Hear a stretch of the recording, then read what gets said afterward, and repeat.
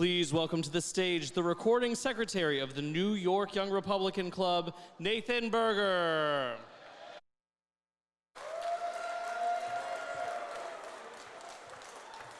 Good evening, everyone. I don't know that I did myself any favors when I built the schedule for tonight's agenda. Rudy Giuliani has been a constant presence in New York for decades. After he served as Associate Attorney General in the early 1980s, President Reagan appointed him the United States Attorney for the Southern District of New York. In that capacity, he broke the mob and fulfilled his key objective, to wipe out the five families. After that, he became mayor of New York City, where he defined the platonic ideal of a big city mayor. Under Mayor Giuliani's leadership, New York increased its wealth and security and rose in every measurable ranking. He remained approachable and candid throughout his term, and he showed inspirational, steely resolve when radical Islamic terrorists attacked New Yorkers and Western civilization writ large on September 11th. That's the Rudy we've all known for a long time, but I want to talk a bit about Rudy 2.0. Rudy Giuliani was one of the foremost confidants and advisors to President Donald J. Trump during his successful 2016 campaign. Rudy defended Trump from fake news media attacks and went on to serve as an advisor and personal counsel to the president.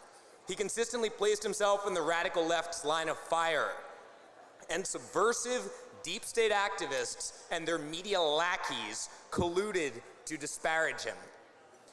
But Rudy knew that he was in the right, and he persevered. And one man in Delaware saw him on television, looked at the contents of a laptop left in his possession by a good-for-nothing, drug and sex-addicted man in his late 40s, and decided that Rudy was best suited to figure out what the hell to do with that material. Ultimately, the laptop was passed to Rudy's lawyer, Robert Costello, who then shared it with Rudy. Rudy recognized the value of its contents, and he engaged Steve Bannon and Raheem Kassam's war room to examine, extract, and disseminate its information. Our club's vice president, Vish Burra, was at the forefront of that forensic exercise. We're all familiar with what analysis of the laptop showed. Rather than being an approachable, quasi-middle-class family, the Bidens actually lived a sleazy, degenerate lifestyle. Hunter Biden captured explicit photographs and videos, incontrovertible evidence of hard drug use, text messages with his father, now President Joe Biden, detailing how some family members did not trust Hunter to be left alone with their children, and a collection of artwork that has since been auctioned to the highest bidder. By making this information accessible to the public, the Hunter Biden laptop opened a door into the sordid inner workings of the Biden family. Despite the fake news media's best attempts to quash this story, it is likely that everyone in this room has heard about how the big guy, our eminent President Joe Biden, had to get his 10% cut from Biden family investments made in Red China. Rudy ultimately turned the laptop over to the Delaware State Police due to some contents of illegal nature. Delaware police, long in the pocket of the Biden family, have seemingly opted not to pursue an investigation into this material. Tonight, the New York Young Republican Club awards its inaugural Alan W. Douglas Award to Mr. Rudy Giuliani. Dulles served within the Eisenhower administration in support of its New Look policy, standing at the forefront of the fight against communist encroachment into Western society. He worked both to monitor its advance, such as through the development of the YouTube program, and to dismantle its successes by engineering the restoration of Western-friendly governance in Guatemala and Iran. Through it all, Dulles fervently opposed the radical left and fought to maintain America's prominence in the world. There's no better recipient of the Alan W. Douglas Award than Rudy Giuliani, who has battled to restore and defend law, order, civility, and American values far too many times to count. Thank you, Mayor, for your long service to this city and to the American people.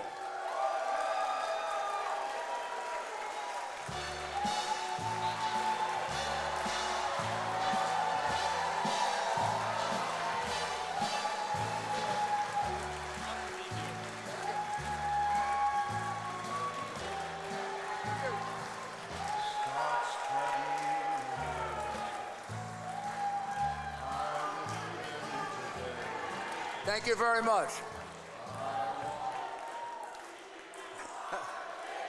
New York, New York. Well,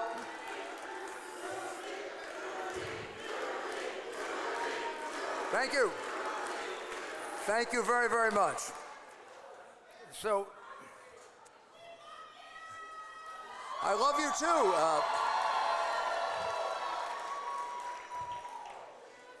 I feel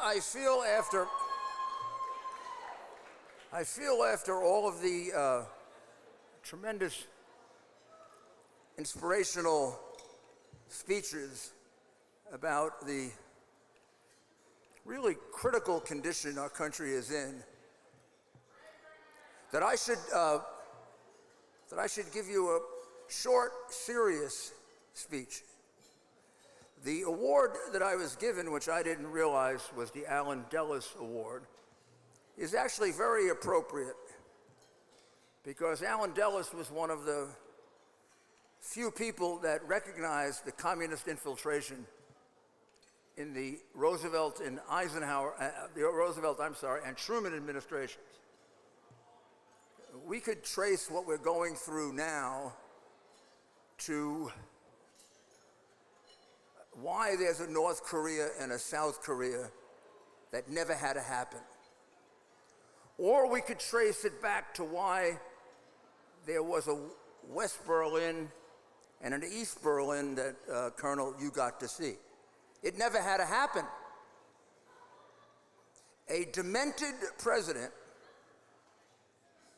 went to Yalta to negotiate the end of the Second World War, surrounded by, I think if I said this 3 years ago, they would come in here and take me away to Bellevue. I don't think anybody doubts it now. He was surrounded by communists who were in the Roosevelt administration with a president who was too demented to run for office. He couldn't walk, he couldn't talk, he couldn't think. He didn't know what was going on, and thank God he got rid of his socialist communist Vice President Barkley and took Truman, a very exaggerated president, only because he wasn't a traitor. Thank God. And Roosevelt gave away Eastern Europe to Stalin over the objection of a man who had twice his IQ and 50 times his morality, Winston Churchill.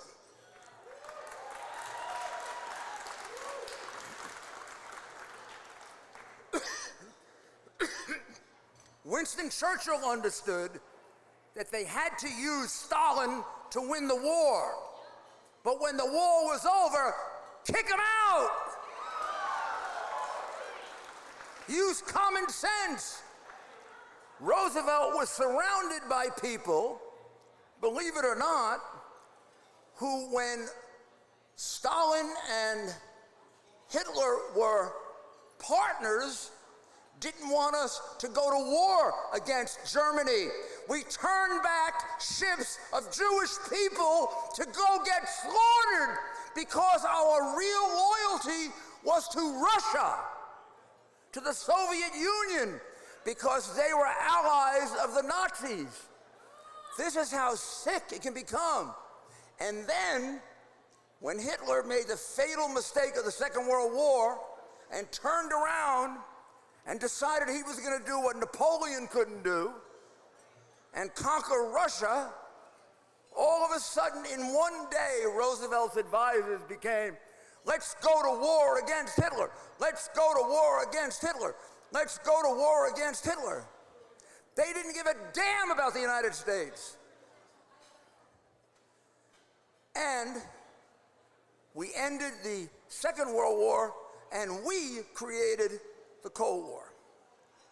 I say that to you now because with all the things that are happening to us so fast, it's very hard to put them together into a logical construct. What's happening to us? There must be days that you wake up and you say to yourself, this doesn't make sense. Why is this happening? How can we withdraw from Afghanistan? Whether you agree with withdrawing or not, how can we withdraw from Afghanistan and take our troops out before our civilians, knowing that this country is surrounded by terrorists, at least 4 major groups that despise us and want to kill us? You are essentially serving our people up to be slaughtered. How do you make that decision? How do you decide to open up the entire southern border? The number of apprehensions as of today is 1.8 million. 1.8 million people who we've apprehended. I want you to calculate the number we haven't apprehended, usually conservatively determined by Princeton and MIT. They'd have a hard time debating that one, right? 50%. So if we've got 2 million that's going to come in apprehended, we have another 1 million we never got to see, we never got to vet, we have no idea what they are. They could be gang members, they could be young people trafficking other young people. They could be people bringing in fentanyl, since we are having record fentanyl deaths, which, by the way, comes all the way from China through Turkey to the Mexican cartels. And don't think of Mexican cartels like they're Zapopara. Mexican cartels are more sophisticated than the Colombian cartels in the 1970s and 1980s. And I know that because one of my many distinctions, much more important than any award I ever got, is the FARC has a contract out to slit my throat. That's the Colombian drug dealers were run by the FARC. The Mexican drug dealers, much more sophisticated, much more represented in the United States, and we are setting records for drug overdoses. Why would we let this happen to our country? Why are we spending more money than we can possibly imagine, putting ourselves into 50 years of debt, paying people not to work, making it profitable for them not to work? Why are we at war against God and religion? Why? Why are we at war against American families? You see that? You heard McAuliffe? That was like almost as if he was at home talking to his fellow, the people who agree with him. I'll name them in a minute. And he said, parents should have no role in the schools. What? Parents should have no roles in the schools? Also, the man who discovered our country was an evil, horrible person. The man who wrote the poetry that brought us our liberty and brought the liberty to 60 other countries, Thomas Jefferson, is an evil man. Our first president is a horrible human being. And the man who emancipated slavery didn't get to it fast enough. So he's evil too. And the person who helped him, the black man who helped him, is an Uncle Tom. Now, okay, you would say they invented all that. No, they didn't. Every single thing I said to you, I can take you back to 1854. And we can take out a book written by Karl Marx and Frederick Engels, and every single one of those things is outlined in how you take over a country and take away their freedom. And then it was repeated in 1877 when Marx took on the Internationale and said they were not aggressive enough. And then it was done by Lenin in taking over Russia. And then it was done by Mao. He killed 60 million of his own people. He destroyed Chinese civilization. He destroyed it. They destroyed their heroes. They destroyed their literature. They destroyed their music. They destroyed their dance. They destroyed their morality. They killed female babies in the millions. That's like Herod, isn't it? They killed babies.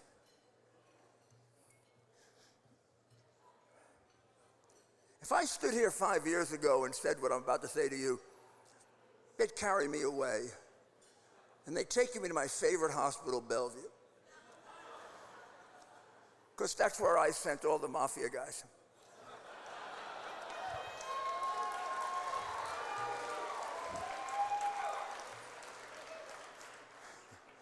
Because I had it wired.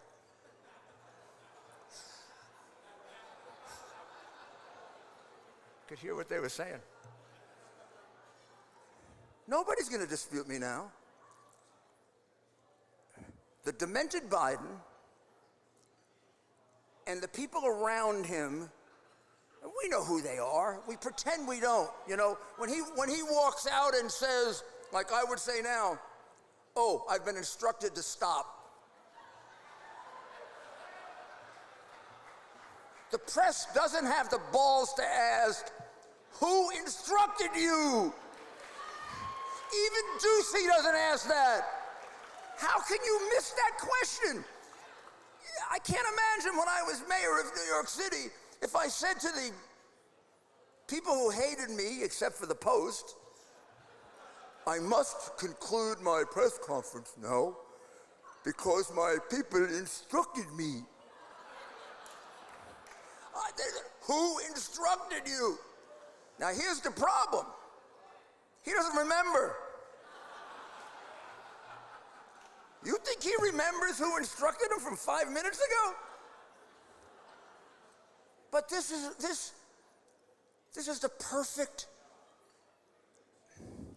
perfect culmination of 150 years of dreaming and thinking and being more determined than us and being tougher than we are.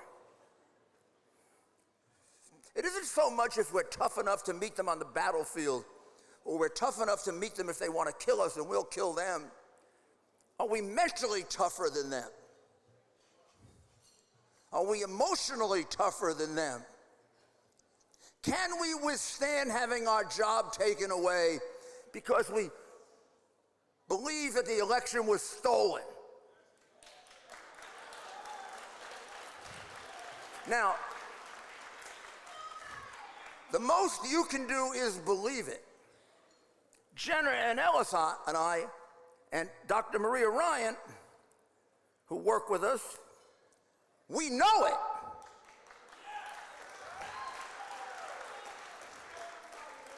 I know it was stolen. And I know better than any human being on earth that the President of the United States and his entire family are a massive racketeering enterprise that existed for over 30 years and took bribes, little, cheap, disgusting trailer trash bribes in Delaware with his slimy brother James just to sell out one bill or another. Then it got real big when they got the no-show job for Hunter at the MS&A and B Bank, and Joe was collecting that money. And then when he became vice president, 30 million, 40 million, and I know you all focus on the 10% for the big guy.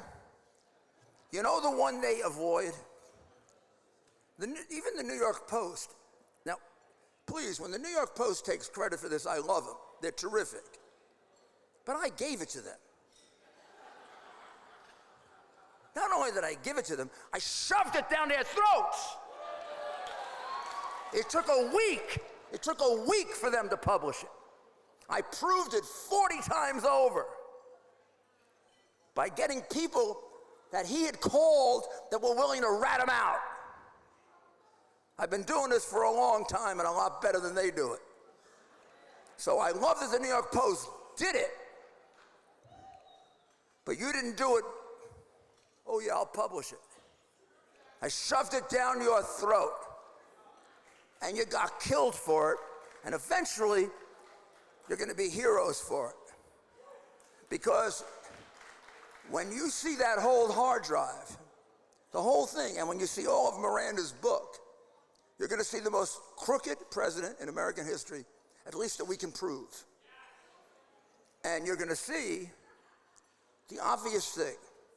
If they're that crooked to do what they did over 30 years, and we go beyond money, and we start getting into perversion, they are a disgusting family. They are a disgusting family, and Joe Biden is a miserable human being. He doesn't give a damn for his son.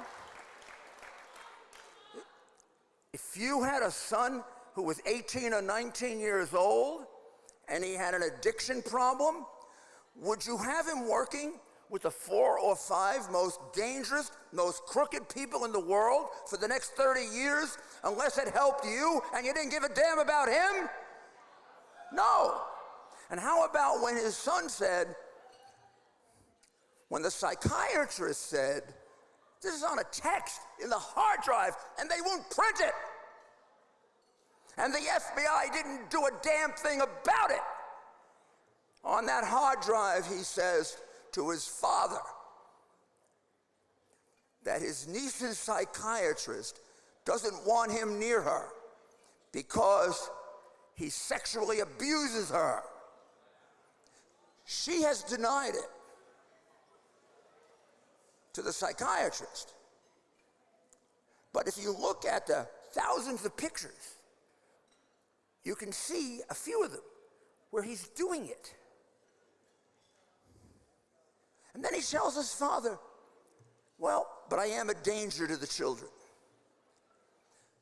So the slightest little thing of child abuse in this city, the police come to your home and protect the child.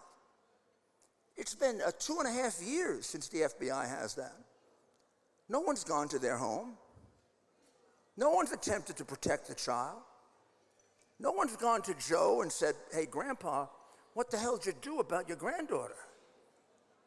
I mean, your son is walking around that apartment like a perverted freak with 2 minor children living there, smoking crack like crazy, sitting in closets with crack.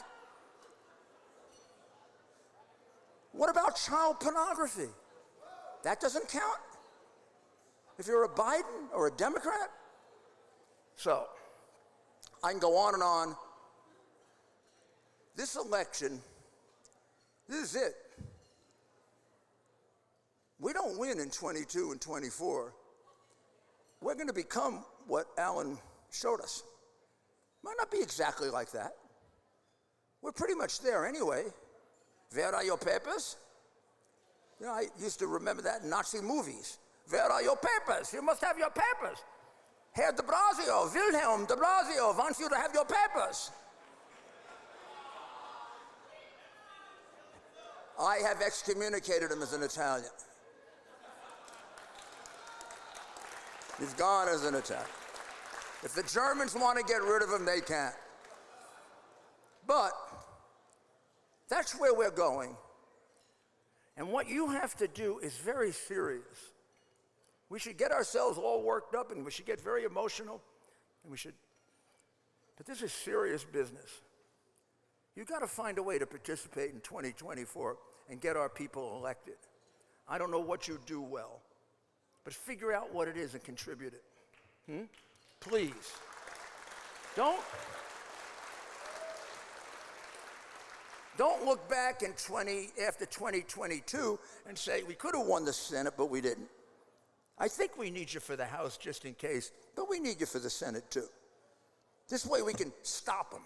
We can stop the express train to communism that we're on right now, if we're not there already. And then 2024, I hope it's Donald Trump. I hope Steve is right. If it is, I have no doubt we'll fix it in 6 months. If it isn't, we have more of a challenge. But we're not going to stop. We're not going to stop because this is the election where if we stop, we give up our country. And I don't care what you're asked to do. I don't care if you get fired from your job. I don't care if you have to go live somewhere else for a while. I don't care if you get threatened. Men and women have died for this country since it began. Maybe you may have to sacrifice for this country. I don't feel bad for you. I don't feel bad for me. I feel honored that if we do that, we can pass on the country given to us to our children and grandchildren. But if we don't have the guts to do it, we won't. Don't let them intimidate you. Don't let them cancel you. Screw them. Who the hell are they? They're not going to cancel you. They're not going to cancel me. They're not going to cancel freedom. They are fascists, and we're Americans. And never forget that. Don't be afraid. Don't be afraid. History and God are on your side, and we are going to prevail. Thank you.